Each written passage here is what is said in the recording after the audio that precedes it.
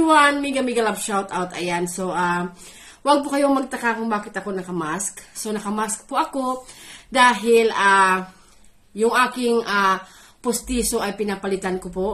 So, medyo hindi kumpleto ang ngipin ko ngayon. Ayan. So,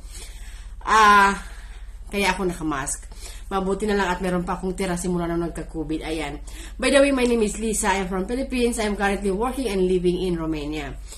So, super antok na nga ako kasi kararating ko lang galing ng aking trabaho. Ayan.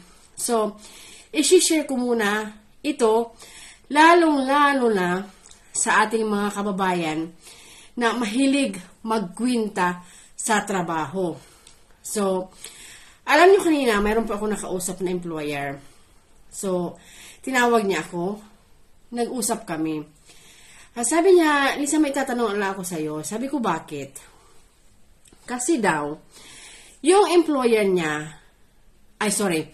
yung katulong niya ay malapit nang matapos ang kontrata. Ngayon daw, si kabayan ay nag-uumpisa ng magbago ang ugali. Lagi nang sumasagot, ginagawa na lang ang kanyang gusto. So, ang employer very sad. Kasi, inutusan daw niya ang nanay niya na sabihin ang mga gagawin. Ang sagot daw ni kabayan ay, hindi ko na kailangan gawin yan. Gagawin ko ang gusto ko. Wala akong pakialam dahil malapit na akong umuwi. Alam niyo mga kababayan, lalong-lalo na sa mga baguhan, ito ay napakamaling prinsipyo. Kasi, mag-iiwan ito sa pangalan natin. Ang ganitong mga style or ganitong mga kilos ay hindi ito maganda. You know why? Kasi, halimbawa, wala na tayo dyan.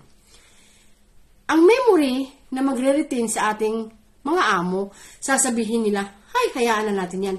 Hindi naman yung nagtatrabaho eh. Samantala, nagtatrabaho tayo simula, umpisa, hanggang, let's say, 1 year and 10 months. Napakaayos ng trabaho natin. With these 2 months, hindi na tayo nagtatrabaho, ginagawa na lang natin ang gusto natin. So, natabunan, yung ginawa mo na 1 year and 10 months. Ang nag-remain, ang nag-retain sa utak ng mga amo, yung pagsagot-sagot mo, yung hindi mo ginagawa ang trabaho mo.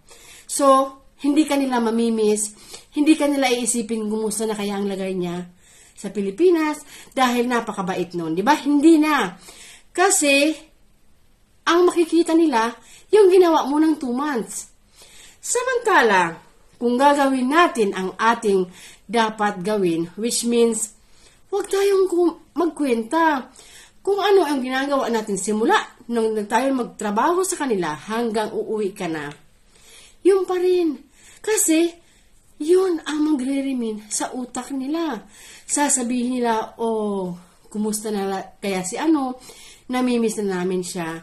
Hindi na kami nakakahanap ng katulad niya. Ang hirap niyang hanapin dahil ang galing magtrabaho, ang bait. Diba? Ganon dapat. Inuulit ko, baguhin po natin ang ating mga style.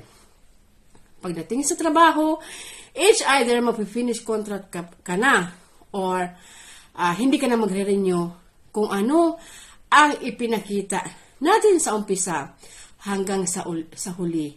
Huwag po tayong magbabago.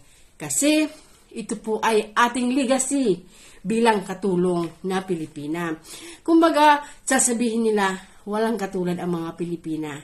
Talagang simula-simula hanggang katapusan ng kontrata, ginagawa nila ang obligasyon nila.